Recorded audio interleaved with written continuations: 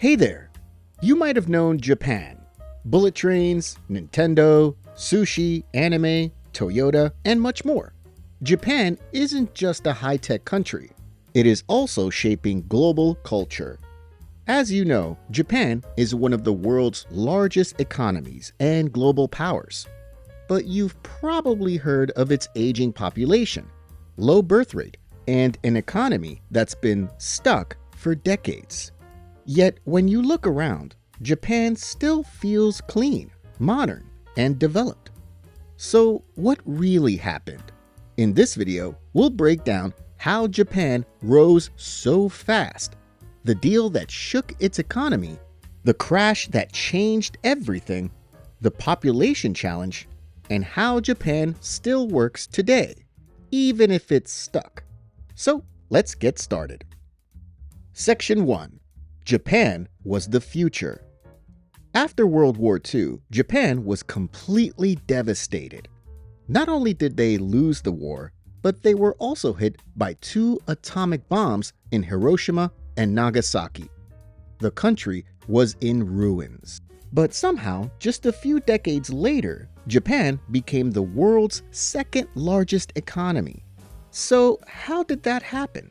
Well, right after the war, the US entered a new drama called the Cold War, which basically was a long global competition between America and its capitalist allies versus the Soviet Union and its communist bloc to become a superpower and dominate the world. One of the early fights was the Korean War in 1950. North Korea, backed by China and the Soviets, went to war against South Korea, supported by the US and the United Nations. Japan didn't join the fight, but it became a crucial US military base. The Americans poured in massive military orders, and those orders revived Japan's broken down factories and industries. The US also gave aid money, helped with reconstruction, and provided military protection, which sped up Japan's recovery and fully revived Japan's industries. From there, Japan went full export mode. Cars, home appliances, radio, televisions, and even semiconductors. They were pumping out everything. Wages were low, people worked super hard, and the government worked closely with banks and big companies to steer the economy. The Toyota model became famous around the world. Companies like Sony, Toshiba, and Nikon became global brands. By the 1980s, Japan looked almost unstoppable. Section 2. The Plaza Accord that broke the system. In the 1980s, the US faced huge trade deficits with other countries, especially Japan, which was the rising economic superpower. So, in 1985, the US pressured Japan, West Germany, France, and the UK to meet at the Plaza Hotel in New York and sign the Plaza Accord, a deal to weaken the US dollar and strengthen currencies like the Japanese yen. Now, that might sound like teamwork, like the US was doing Japan a favor by weakening its own US dollar. But for Japan, this was a complete nightmare. If you've watched my video, Why Do Countries Want Weaker Currencies? Link in the description, you'll know. When a currency weakens, exports become cheaper, but imports get more expensive. So the weak US dollar made American exports cheaper and more competitive, boosting American business profits. Meanwhile, the stronger yen made Japanese exports way more expensive overseas. The result? Japanese business profits fell as fewer people were interested in their products. To fight this, Japan cut interest rates and printed more money, offering cheap loans to the public. The Japanese saw cheap loans, borrowed heavily, and started pouring money into land, stocks, and real estate. Property prices exploded, and Japan ended up with one of the craziest bubbles in history. For example, at its peak in 1989, a single square meter of land in Tokyo's Ginza district could sell for as much as 1.5 million US dollars. In theory, if you applied those prices to the land under the Tokyo Imperial Palace, which is about 3.41 square kilometers, it would have been worth around 5.1 trillion US dollars. That's more than the entire real estate value of California, and even more than Japan's entire GDP at the time, and even now. It was wild. And as you know, this was not growth, but merely pure speculation and bubble. And this was how the whole problem started. Section 3. The crash that changed everything. In the early 1990s, people started realizing how ridiculous prices had become. And eventually, the bubble popped. Stock prices crashed. Real estate prices collapsed. And the banks? They were stuck holding piles of bad loans that people could not repay. In situations like this, the smart move is to clean things up quickly, just like the US did in the 2008 financial crisis. It wasn't perfect, but at least they cleaned up the mess quickly, and things could have gotten much worse. But Japan didn't. Instead, they delayed. The government didn't really take it seriously, and still poured billions into infrastructure projects to make it seem like nothing was wrong. It was stimulus, yes, but Japan should have focused more on fixing the banks or restoring consumer confidence at the time. Finally, in 1997 and 1998, almost a decade later, banks began to go bankrupt, and the government could no longer cover it up. That's when Japan finally began to respond seriously. But by then, it was too late. The problem wasn't just about the economy anymore. It had already spread into people's psychology. Japanese people were traumatized by the crash.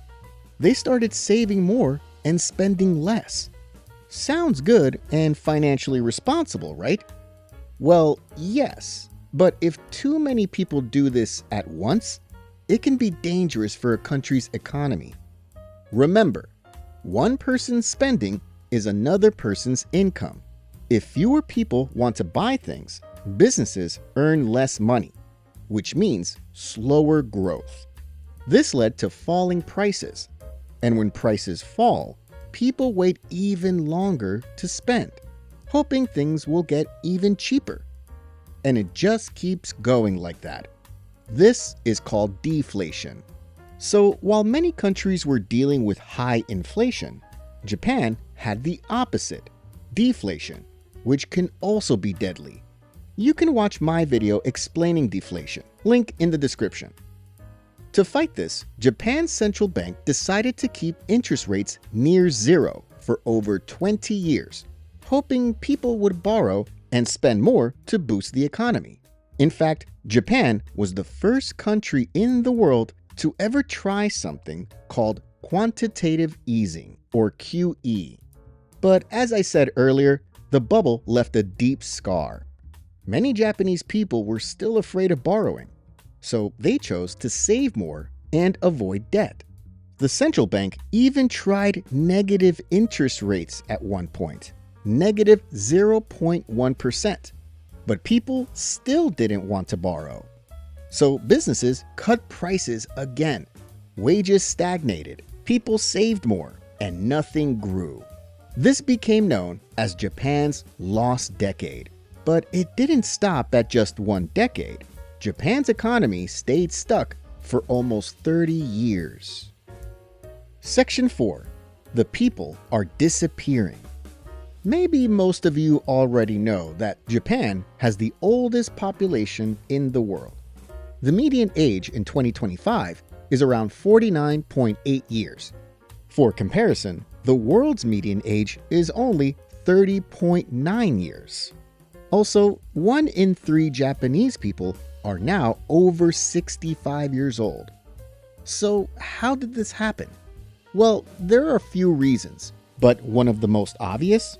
Japan's super crazy work culture.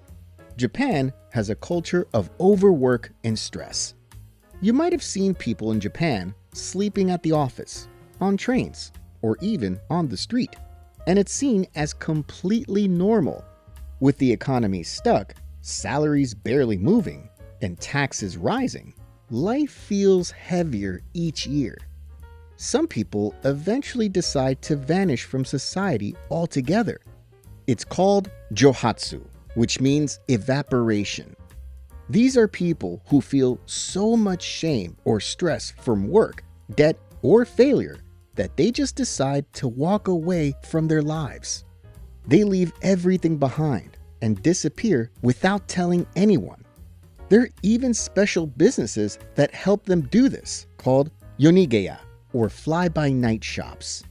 These agencies operate quietly and help people escape their old lives overnight, sometimes moving them to different cities and helping them start fresh. Or there's another trend called hikikomori, people who withdraw completely from society. Hundreds of thousands of young Japanese have isolated themselves in their bedrooms for years. No school, no job, no friends. Just total isolation, doing whatever they want in their rooms, like playing games, watching anime, or anything else. And they're not lazy, they're tired, disillusioned, and feel like there's no point. That's how bad the pressure has gotten. This has pushed many young people to delay or avoid marriage, because most people can't even take care of themselves, let alone start a family. Raising kids is also super expensive, and childcare support is limited. On top of that, Japan has very strict immigration policies, so there aren't many new people coming in to fill the gap. The result? Japan's population is shrinking fast. Fewer workers mean fewer people to power the economy. Fewer consumers means less demand for goods and services. And you can't grow your GDP when your population is literally disappearing. Section 5. Why does Japan still work anyway? With everything we've talked about so far, you might think Japan is a disaster. But surprisingly, Japan still works. Trains arrive on time. The streets are spotless. People live long, safe, and comfortable lives. So how is that even possible? Well, Japan is kind of a paradox. Yes, Japan has one of the highest government debts in the world. Sounds scary, but most of Japan's debt is held by its own citizens and institutions, not foreign lenders. So even though their debt is over 200% of GDP, Japan has more control and less external pressure. On the global stage, companies like Toyota, Nintendo, Sony, and Uniqlo still thrive. For example, Toyota earns much more from international markets than from Japan itself. But that doesn't mean Japan got away without pain. The bubble trauma changed how people think about money. Families and companies became extremely cautious, saving more and spending less. This made it harder for the economy to grow quickly again. Japan's infrastructure was already overbuilt in the 1980s and 1990s, so they don't need to keep spending on massive projects just to keep things running. And one more important thing, the government is stable. There are no coups, shutdowns, or political chaos like in some other countries. So you could even say Japan is the world's first post-growth economy, where the goal isn't chasing the next big thing, but simply holding onto what it already has. But of course, not everyone wants to stay stuck. If you're looking to grow your own wealth and want a platform that gives you the tools to invest in stocks smartly, check out Moomoo. If you're a US resident, you can trade US stocks with zero commission. And even if you're not in the US, Moomoo still offers some of the lowest fees around. Click the link below to get up to 60 free stocks when you deposit. plus 8.1% interest on unused cash for your first 3 months. So, in conclusion, Japan isn't poor or in chaos, but the country is moving in slow motion. While the rest of the world races forward, chasing more growth, more money, more speed, Japan just maintains what it has now. And with aging populations and exhausted workers around the world, maybe Japan's not stuck in the past.